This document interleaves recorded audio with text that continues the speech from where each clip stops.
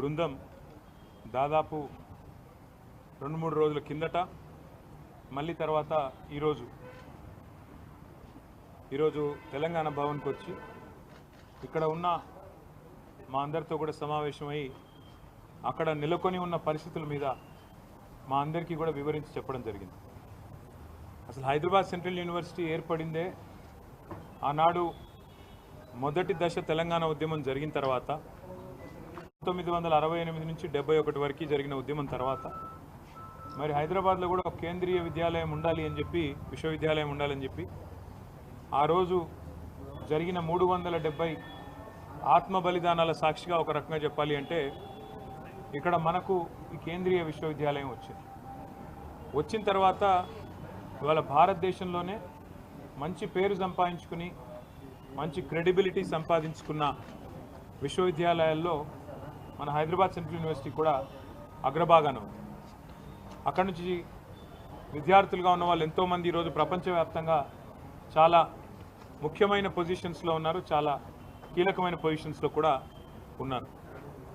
Hyderabad central university కేవలం మన ఉమ్మడి ఆంధ్రప్రదేశ్కి, ఈరోజు తెలంగాణకి కాదు, భారతదేశానికే తలమానికంగా గొప్పగా ఉన్న విశ్వవిద్యాలయాల్లో ఒకటి అని చెప్పక తప్పదు. ఇవాళ హైదరాబాద్ సెంట్రల్ యూనివర్సిటీలో నెలకొని ఉన్న పరిస్థితులు చూస్తుంటే డెఫినెట్గా ప్రజాస్వామిక స్ఫూర్తి ఉన్న ఎవరికైనా, సామాజిక స్పృహ ఉన్న ఎవరికైనా మరి డెఫినెట్గా బాధ కలగక తప్పని పరిస్థితి కనబడతా ఉన్నది. పిల్లలు పాపం వారి బాధ్యత కాకపోయినా వారికి నిజంగా చెప్పాలి అంటే సంబంధం లేని అంశమైనా కూడా వారు చేస్తున్న పోరాటం, వారు ఏదో ఆశించి స్వప్రయోజనం కోసమో తమ లాభం కోసమో కాకుండా హైదరాబాద్ నగర భవిష్యత్తు కోసం, తమ విశ్వవిద్యాలయ భవిష్యత్తు కోసం వారు పడుతున్న ఆరాటం ఏదైతే ఉందో నిజంగా కూడా చాలా గొప్పది. ఈ మధ్యకాలంలో కొత్త తరం పిల్లల్లో పోరాట స్ఫూర్తి తగ్గిందేమో అని అప్పుడప్పుడు మేము కొద్దిగా ఉద్యమం నుంచి వచ్చిన వాళ్ళం అప్పుడప్పుడు బాధపడుతూ ఉంటాం. కానీ అదేమీ కాదు. సరైన సందర్భం వచ్చినప్పుడు, సరైన ఇష్యూ ఉన్నప్పుడు తప్పకుండా మేము గొంతు విప్పుతాము అని చెప్పి వాళ్ళ హైదరాబాద్ సెంట్రల్ యూనివర్సిటీ పిల్లలు చూపెడుతున్న తెగువ, వారి పోరాటానికి ముందుగా నేను సెల్యూట్ చేస్తూ వారికి హ్యాట్స్ ఆఫ్ చెప్తూ, నేను కాంగ్రెస్ పార్టీని, ముఖ్యంగా ఇక్కడున్న కాంగ్రెస్ ప్రభుత్వాన్ని సూటిగా ఒక 3-4 ప్రశ్నలు ఆ పిల్లల తరపున, మా పార్టీ తరపున కూడా అడుగుతా ఉన్నాను. ఒకటి, ఇవాళ మీరు చేస్తున్న దాష్టీకం, మీరు చేస్తున్న అరాచకం గత 3 రోజులుగా వందల సంఖ్యలో బుల్డోజర్లను పంపి, వందల సంఖ్యలో అక్కడ హిటాచీ మెషిన్లను పంపి, వందల మంది పోలీసు వాళ్ళని పెట్టి ఎందుకు ఇంత ఇంత గందరగోళంగా అక్కడ ఉండే చెట్లను కొట్టేసి, అక్కడ ఉండే జంతువుల్ని తరిమేసి, అక్కడ ఏమీ లేదో అంత బంజరు భూమి అని చెప్పడానికి ప్రభుత్వం ఎందుకింత ఆరాటపడుతున్నది చెప్పాలని నేను కోరుతా ఉన్నాను. ముఖ్యంగా ఈ ప్రాంతం అంటే మొత్తం హైదరాబాద్ సెంట్రల్ యూనివర్సిటీ తీసుకుంటే దాదాపు 2600 ఎకరాలు దాటి విస్తరించి ఉన్న ఒక విశ్వవిద్యాలయం. మనం నిజంగా చెప్పాలంటే ఈ పశ్చిమ హైదరాబాద్ గత 10-15 ఏళ్లలో విస్తృతంగా పెరిగిపోయింది. అది మన గచ్చిబౌలి కావచ్చు, నానక్రామ్గూడ కావచ్చు, ఖాజాగూడ కావచ్చు, ఆ ప్రాంతం మొత్తం శేర్లింగంపల్లి దాకా, ఎక్కడికక్కడ ఇవాళ కోకాపేట దాకా విస్తృతంగా ఒక కాంక్రీట్ జంగల్గా మారిపోయిన పరిస్థితి. అక్కడ నిజంగా చెప్పాలంటే ఇప్పుడు జరుగుతున్న కన్స్ట్రక్షన్ బహుశా భారతదేశంలో ఏ నగరంలో ఇంత స్మాల్ ఏరియాలో అంత పెద్ద ఎత్తున కన్స్ట్రక్షన్ ఎక్కడ కూడా జరగడం లేదు. ఇది వాస్తవం. అక్కడ మా గవర్నమెంట్ ఉన్నప్పుడు కూడా మరి 57-56 అంతస్తుల బిల్డింగ్లకి మేము కూడా పర్మిషన్లు ఇచ్చిన మాట కూడా వాస్తవం. ఇవాళ అక్కడ జరుగుతున్న నిర్మాణం కొన్ని లక్షల కోట్ల స్క్వేర్ ఫీట్ల నిర్మాణం అక్కడ జరుగుతూ ఉంది. ఒక కాంక్రీట్ జంగల్గా ఆ ప్రాంతం మొత్తం భవిష్యత్తులో మారబోతూ ఉంది. మిగిలి ఉన్న కొన్ని పాకెట్స్ ఎక్కడెక్కడైతే ఇంకా కూడా ఈ కాంక్రీట్ జంగల్గా మారకుండా పశ్చిమ హైదరాబాద్కి ఊపిరినిచ్చే ప్రాంతాలు ఏమన్నా ఉన్నాయి అంటే ఈ హైదరాబాద్ సెంట్రల్ యూనివర్సిటీ, దాని చుట్టూన్న పరిసర ప్రాంతాలే నిజంగా చెప్పాలి అంటే ఒక లంగ్ స్పేస్ లాగా ఆ ప్రాంతానికి మిగిలింది ఏదైనా ఉందంటే ఇది మాత్రమే మిగిలింది. వాళ్ళ పిల్లలు ఎందుకు కొట్లాడుతున్నారు? ఒక ఎన్వైరన్మెంటల్ ఇంపాక్ట్ అసెస్మెంట్ అనేది చేయకుండా ఎట్లా మీరు 400 ఎకరాలు ఇష్టం వచ్చినట్టు మీరు అమ్ముతారు. మీరు ఏ హక్కు ఉంది మీకు? ఏ మాత్రం ఇంపాక్ట్ అసెస్మెంట్ చేయకుండా, ఎన్వైరన్మెంటల్ ఇంపాక్ట్ అసెస్ చేయకుండా, ఏ రకంగా పర్యావరణ మీద ఇంపాక్ట్ పడుతుంది అనేది చేయకుండా ఎట్లా చేస్తారు మీరు అని చెప్పి వాళ్ళు కొట్లాడుతున్నారు. రెండవది, ఆనాడు 2003 ఆ ప్రాంతంలో ఐఎంజీ భరత అనే కంపెనీకి ఆనాటి అప్పటి ప్రభుత్వం ఏదైతే భూమి కేటాయించిందో, ఎందుకు కేటాయించింది? ఆ ప్రాంతంలో స్పోర్టింగ్ ఇన్ఫ్రాస్ట్రక్చర్ క్రియేట్ చేస్తారని చెప్పి ఒరిజినల్గా ల్యాండ్ కేటాయించారు.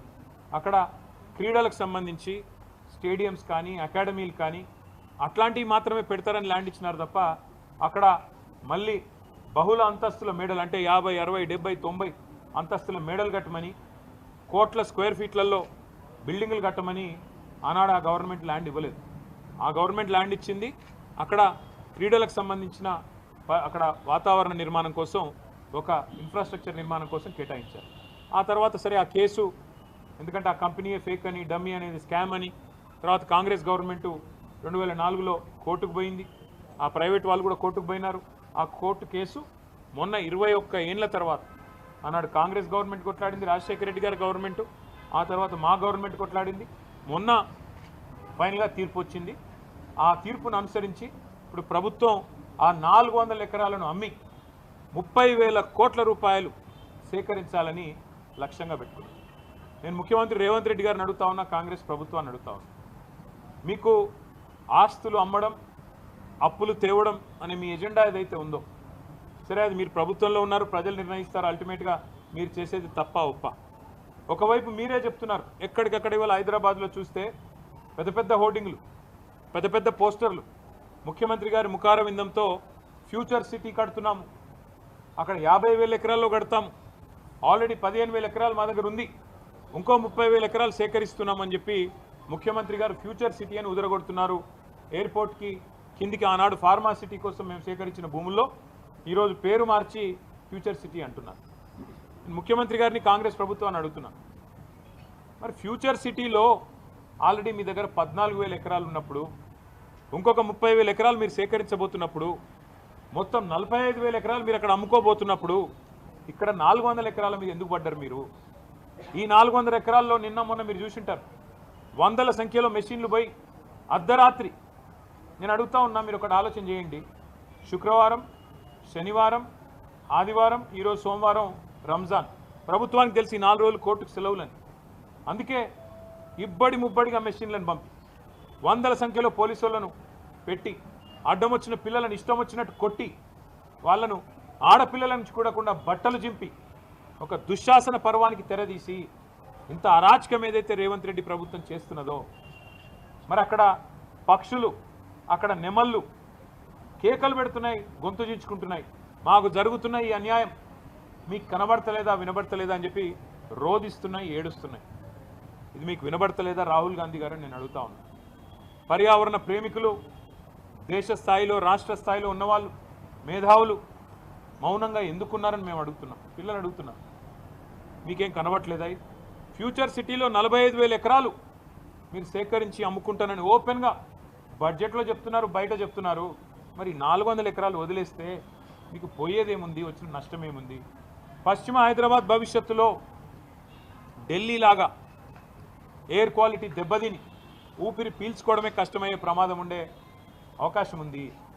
మీరు ఈ 2,400, 2,500 ఎకరాలు ఇట్లే ఉండనిస్తే సెంట్రల్ యూనివర్సిటీ కింద అది బ్రహ్మాండంగా మరి మనకి ఇక్కడ లంచ్ స్పేస్ లాగా కూడా ఉపయోగపడుతుంది, ఒక విశ్వవిద్యాలయానికి కూడా ఉపయోగపడే అవకాశం ఉంది.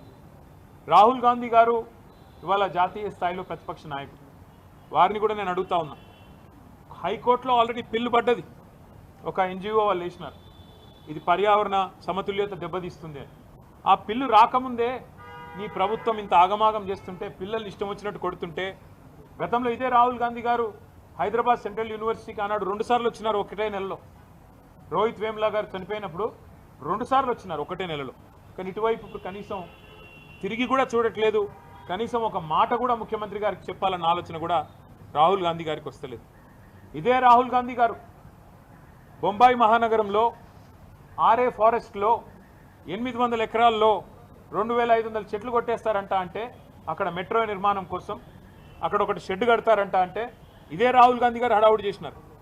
అయ్యో ముంబైలో లంగ్ స్పేస్ లేకుండా పోతుంది, ముంబైలో పర్యావరణ సమతుల్యత దెబ్బతింటుంది, ఇన్ని వందల ఎకరాలు పోతే ఎట్లా కాంక్రీట్ జంగల్గా ముంబై మారిపోయింది అన్నారు. మరి ఇవాళ హైదరాబాద్, పశ్చిమ హైదరాబాద్ ఏమైపోయినా పర్వాలేదా? కేవలం మీ కాంగ్రెస్ ప్రభుత్వానికి డబ్బులు రావడానికి, వేల కోట్ల రూపాయలు సంపాదించుకోవడానికి పిల్లల భవిష్యత్తు, హైదరాబాద్ భవిష్యత్తు నాశనమైనా పర్వాలేదా? ఉన్న కొద్ది లంగ్ స్పేసెస్ని ఇష్టం వచ్చినట్టు అమ్ముతారా? ఇది మీకు సమ్మతమైన రాహుల్ గాంధీ గారు? ఒక ఆర్ఏ ఫారెస్టే కాదు, ఇదే రాహుల్ గాంధీ గారు ఛత్తీస్గఢ్లో హస్దియో అనే ఫారెస్ట్ ఉంది, HASDEO. ఆ ఫారెస్ట్ని అక్కడున్న బీజేపీ ప్రభుత్వం అక్కడ మైనింగ్కి అవకాశం ఇస్తే ఇదే రాహుల్ గాంధీ గారు గొంతు చించుకున్నారు. పర్యావరణం దెబ్బతింటుంది, అర్జెంటుగా కాపాడాలా, దీన్ని రద్దు చేయాలని మాట్లాడినారు. మళ్ళీ ఇవాళ కాంగ్రెస్ పార్టీ గొంతు ఎందుకు పెగలట్లేదు?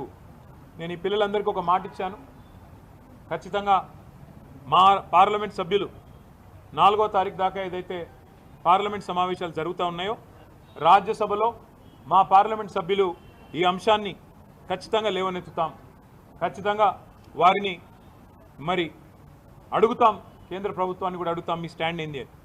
ధర్మేంద్ర ప్రధాన్ గారిని అడుగుతాం, మీరు ఎందుకు జోక్యం చేసుకోవట్లేదని, కేంద్రం ఎందుకు పట్టించుకోవట్లేదని అడుగుతాం. కానీ ఇవాళ వాస్తవం ఏంది అంటే రేవంత్ రెడ్డి గారు ఎలక్షన్ ముందే చెప్పారు, రియల్ ఎస్టేట్ అంటే రేవంత్ రెడ్డి, రేవంత్ రెడ్డి అంటే రియల్ ఎస్టేట్ అని. ఫస్ట్లో మనమే అప్పుడు జాగ్రత్త పడి ఉండాలి. ఎలక్షన్లు అయిపోయిన కొత్తలో, ఎలక్షన్ కంటే ముందో ఆ రోజు వచ్చిండు, అక్కడ ఫుట్బాల్ ఆడిండు హెచ్సియూలో. హెచ్సియూకి వచ్చిండు, ఫుట్బాల్ ఆడిండు, అప్పుడే కన్ను పడ్డది భూముల మీద. ఇప్పుడు పిల్లల్ని ఫుట్బాల్ ఆడుతూ ఉన్నాడు, లెక్క చేయట్లేదు. నా డబ్బుల కోసం, మా కమిషన్ల కోసం ఏదైనా సరే, పిల్లలు చచ్చినా సరే, ఏదేమైనా సరే, కానీ నేను వదిలిపెట్టను అన్నట్టుగా రేవంత్ రెడ్డి వ్యవహారం ఉన్నది. మరి నేను అడుగుతున్నా, మీకు బాధ్యత లేదా రాహుల్ గాంధీ గారు? మీ ముఖ్యమంత్రిని నియంత్రించాల్సిన బాధ్యత, ప్రజాస్వామికంగా ఉండాల్సిన బాధ్యత, ప్రజాపాలన అన్నప్పుడు అందులో కొద్దిగా ప్రజాస్వామిక స్ఫూర్తి ఉండాలనే ఇంగితం మీకు లేదా? ఇక్కడ నెమళ్ళ రోదన్లు, అక్కడ జింకలు పరిగెడుతున్న విధానం ఏం కనబడతలేదా మీకు? ధ్వంసం కాబోతున్న చెరువులు కనబడతలేవా? దెబ్బతినబోతున్న పర్యావరణం కనబడతలేదా? అక్కడ కొన్ని ఎగ్జాటిక్ స్పీషీస్ ఉన్నాయి, ఫ్లోరా ఫానా ఉంది అక్కడ పెద్ద ఎత్తున.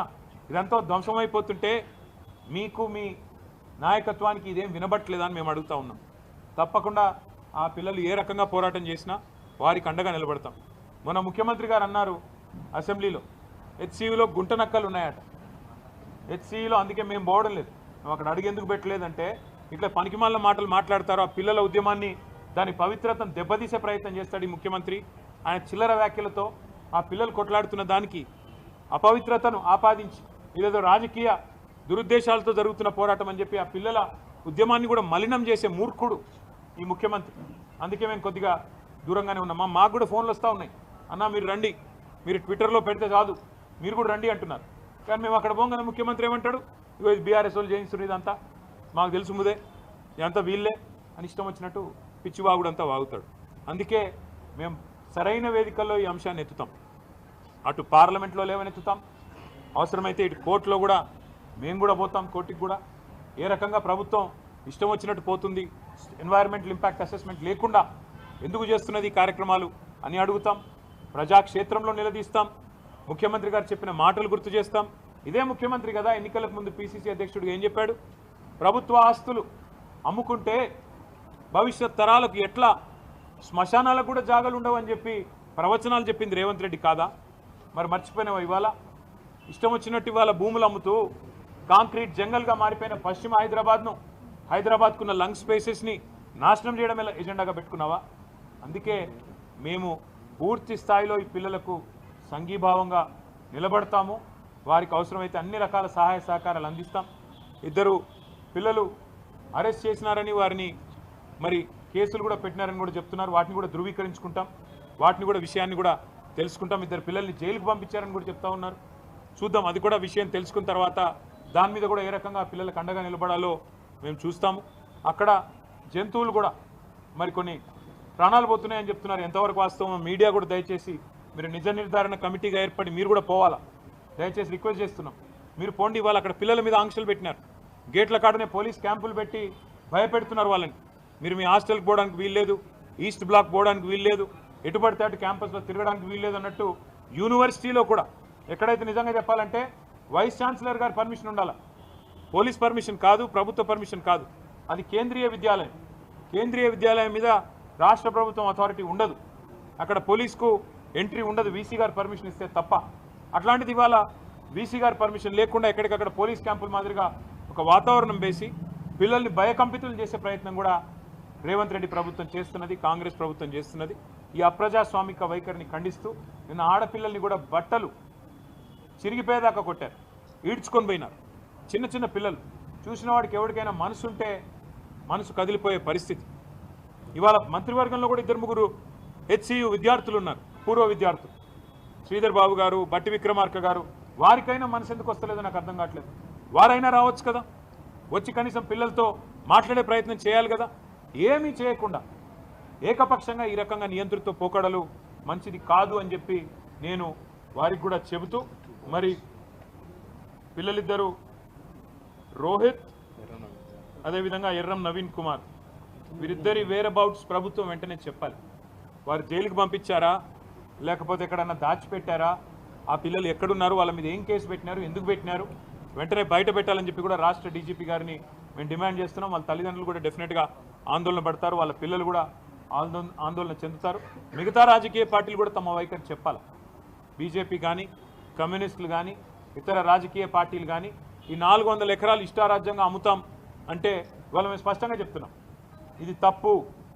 ఏ ఉద్దేశంతోనైతే ఆనాడు ప్రభుత్వాలు తీసుకున్న నిర్ణయం ఉందో దాన్ని పూర్తిగా తిరగదోడుతూ పూర్తి స్థాయిలో దాన్ని ఉల్టా చేస్తూ ఇష్టం వచ్చినట్టు ఎన్వైరన్మెంటల్ ఇంపాక్ట్ అసెస్మెంట్ లేకుండా ఆ ప్రాంత పర్యావరణ సమతుల్యత దెబ్బతింటుందా లేదా, భవిష్యత్తులో వచ్చే దుష్పరిణామాలు ఇవన్నిటి మీద అసెస్మెంట్ లేకుండా గుడ్డెద్దు చేన్లో పడ్డట్టు కేవలం పైసలు మాత్రమే కావాలా అని చెప్పి ఇవాళ రేవంత్ రెడ్డి ప్రభుత్వం చేస్తున్నది తప్పు అని కుండబద్దలు కొట్టినట్టు మేము చెప్తున్నాం. మరి మీరు కూడా మీ వైఖరి చెప్పాలని చెప్పి బీజేపీని ఇతర పార్టీలను కూడా మేము కోరుతా ఉన్నాం. ఆ పిల్లల పోరాటానికి మేము అండగా ఉంటామని కూడా చెబుతూ, మరి పిల్లలు ఎవరైనా మాట్లాడదలుచుకుంటే మాట్లాడాలని చెప్పి కూడా వారిని కూడా నేను కోరుతా ఉన్నాం. ఉమేష్ రండి.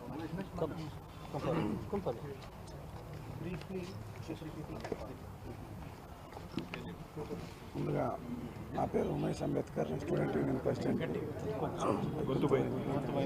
అబ్బాయి పేరు ఉమేష్ అంబేద్కర్, స్టూడెంట్ యూనియన్ ప్రెసిడెంట్కి హైదరాబాద్ సెంట్రల్ యూనివర్సిటీలో గత 2 రోజులుగా జరిగే ఈ హైదరాబాద్ సెంట్రల్ యూనివర్సిటీ పరిణామాలు చూసుకున్నట్లయితే మమ్మల్ని చాలా హీనంగా కూడా తీసుకొని వచ్చి మమ్మల్ని ఇబ్బంది పెట్టిన సందర్భం. మాకు జరిగిన అంశాలన్నీ కూడా సార్కి క్లియర్గా ఎక్స్ప్లెయిన్ చేశాము. అలాగే ఈ పోరాటం మేము రానున్న రోజులు ఇంకా ఉధృతం చేస్తాం సార్, మీ సపోర్ట్ మాకు ఉండాలని మేము మిమ్మల్ని కోరుకుంటున్నాం డెఫినెట్గా. అలాగే మాకు 2 విద్యార్థులు ఇప్పుడు ఎవరైతే జైల్లో ఉన్నారో వాళ్ళందరినీ కూడా బయటికి తీసుకురావాలని మిమ్మల్ని మేము రిక్వెస్ట్ చేస్తున్నాం పర్సనల్గా కూడా. సో అది మా ప్రధాన డిమాండ్ సార్. అలాగే మాకు 1975 నుంచి కూడా ఇప్పటి వరకు కూడా మాకు యూనివర్సిటీ ఆఫ్ హైదరాబాద్ యూనివర్సిటీ పేరు పైన లేదు సార్. అది కూడా మా యూనివర్సిటీని మేము పైకి తీసుకుని వస్తే నెక్స్ట్ రాబోయే రోజుల్లో ఇలాంటి అక్రమాలకు తావు లేకుండా ఉంటుందని మేము కూడా మీకు ప్రార్థన చేస్తున్నాం sir. Thank you.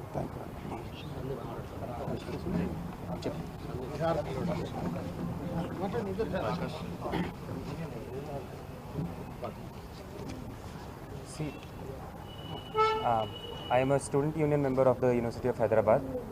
I want to point out specifically 2 things. KTR Garu has already talked about most of the issues in general. I want to point out specifically 2 things for everyone who's watching, for all the media people who are here. These are the 2 things I want you to go back and report on. First thing is that as of now, the University of Hyderabad administration has also clarified, and we have also known this for very long, that this 400 acres that the government of Telangana claims is theirs, that is a different affair that we can contest legally later whether it is theirs or not. But as long as they are claiming that these 400 acres belong to them, we want to ask them, has the revenue department done an authoritative survey to demarcate which 400 acres of land it actually is? It can be any 400 acres. Have they done a survey to demarcate that land? If that survey has not been done, if the revenue department has not done this survey, then how is it that the government has decided to go on, bring more than 50 JCBs inside the university in the middle of the day, continued using those JCBs entire night, raising through the forests, They have reached as far as the departments where students study and spend their entire days. They have reached to the Peacock Lake, to the lakes inside the university. They have even run over various animals and countless number of trees. If the survey has not been done, then how is it they have decided to take on these JCBs and continue with their action, and they're going to continue until tomorrow? Second is, a case was filed regarding this 400 acres by a civil society organization in the High Court. They demanded that this 400 acres should be declared as a national park. While that case is still in the court, while the court has given a clear direction to the government to present the legal and the ecological matters related to this 400 acres on 7th of April, then how is it that 1 week before that hearing, the government has decided to start acting on that land before giving the answer to the court? These are the 2 points that we want you to talk about. And if the government has thought that they can come and scare the students of the university from continuing their fight for the land, then we are here to tell you that the students will not yield. This land we know belongs to us. We'll fight that separately. We also know that this entire 400 acres is a very crucial space, a crucial green space for the city of Hyderabad. This area acts as a catchment area and feeds 3 lakes in the university. It has thousands, the species of animals and plants and birds combined are thousands in number. And that is the amount of area. The 400 acres, it's bigger than the KBR National Park. KBR National Park is 390 acres. So if they've decided to destroy this land, which after violating so many rules and regulations, then do they think that people will not make noise? Do they think that we will not stand here and fight for our land? We'll continue to fight for our land, and that is what we are here to tell you. And we want you to report this and ask the government the right questions and hold them accountable. Thank you. और कोई बात करना चाहिए?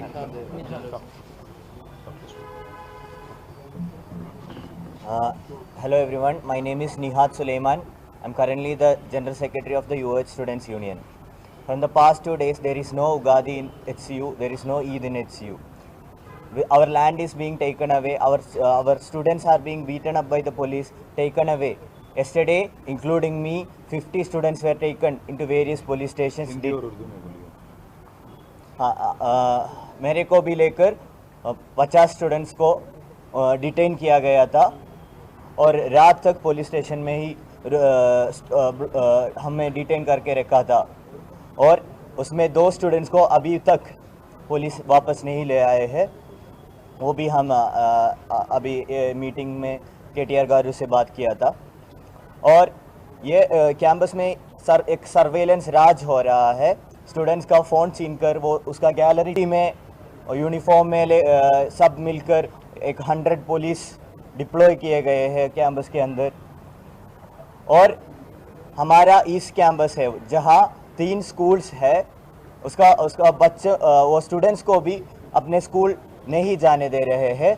एक check post लाके tear gas लेके police बैठ रहे हैं.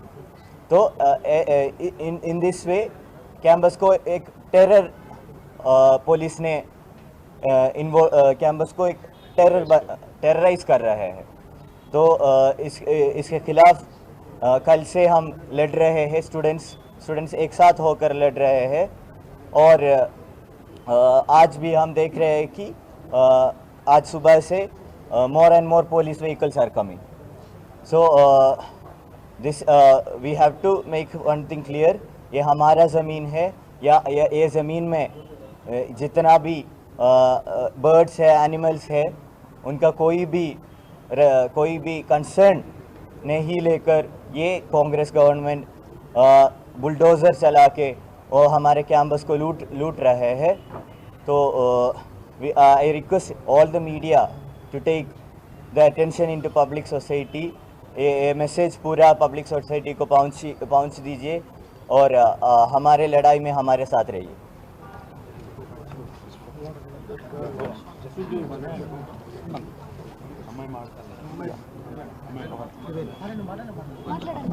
జై Bhim friends, I want to discuss 2 విషయాలు ప్రధానంగా చెప్తాను. ఇక్కడ ప్రధానంగా హైదరాబాద్ సెంట్రల్ యూనివర్సిటీ అనేది ఇక్కడ IOE ఎమినెన్స్తో ఉన్నది.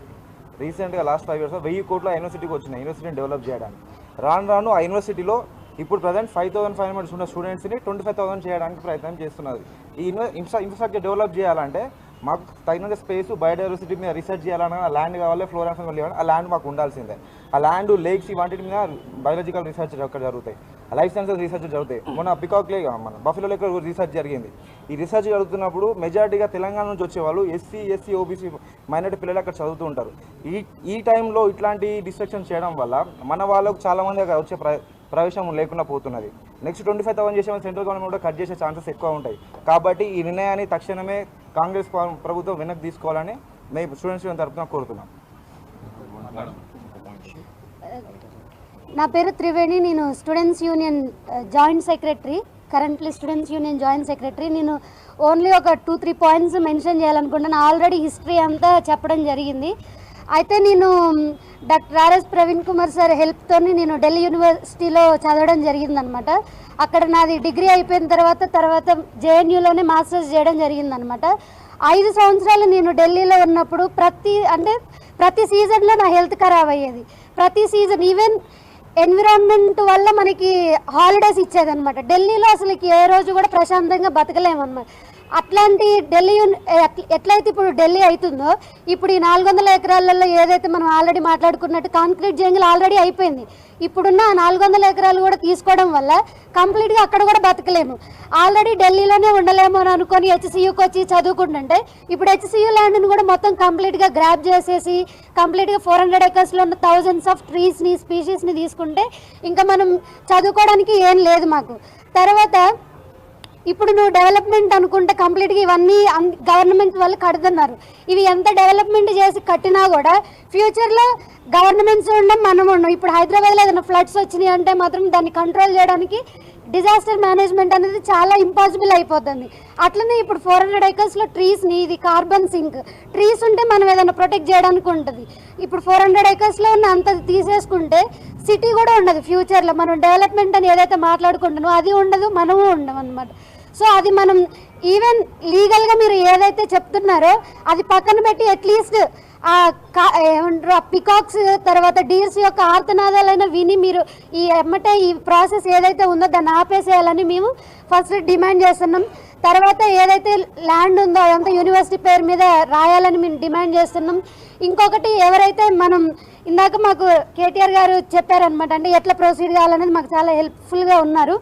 అయితే రాహుల్ గాంధీ గారు చెప్పినట్లుగా హస్దియా ఫారెస్ట్ ముంబై అది దాంతోపాటుగా అప్పుడు అంటే యూనివర్సిటీకి వచ్చినప్పుడు ఒక స్టేట్మెంట్ ఇచ్చారు, హెచ్సియూ స్టూడెంట్స్కి ఏ ప్రాబ్లం ఉన్నా సరే మేము పక్కకు వచ్చి నిలబడతామని. ఇది నెల నుంచి జరుగుతుంది. మరి రాహుల్ గాంధీ గారు ఎక్కడున్నారు అనేది మేము ప్రశ్నిస్తున్నాం.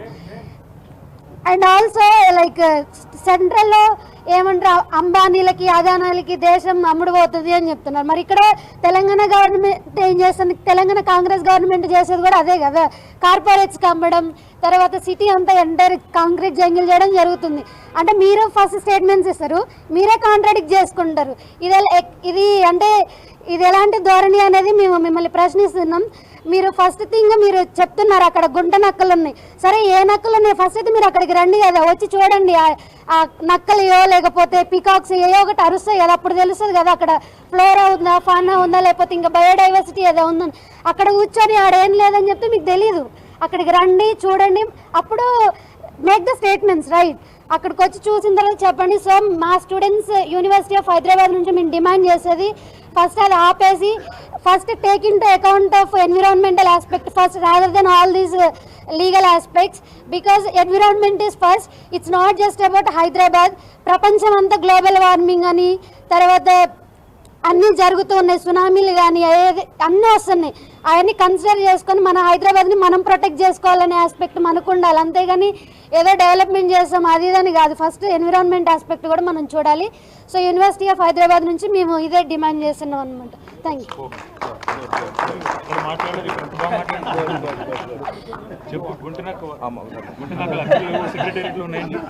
హలో హలో హలో అండి, నేను సందీప్ మాట్లాడుతున్నా. University of Hyderabad X student union member నేను. సో ఈరోజు మనం అంటే ఈ ఇన్సిడెంట్తో మనకు అర్థం కావాలి కాంగ్రెస్ ప్రభుత్వం యొక్క హిపోక్రసీ అర్థం కావాలి మనకు. రాహుల్ గాంధీ గారు అంటే మన ప్రధానమైన అంటే ఇటు గవర్నమెంట్ చెప్పే ఒక యూనివర్సిటీకి అంత భూమి ఎందుకు అని ఒక ప్రధానమైన క్వశ్చన్ రైజ్ చేస్తారు మన స్టేట్ గవర్నమెంట్లో ఉన్న పెద్దలు కానీ వీళ్ళందరూ కానీ.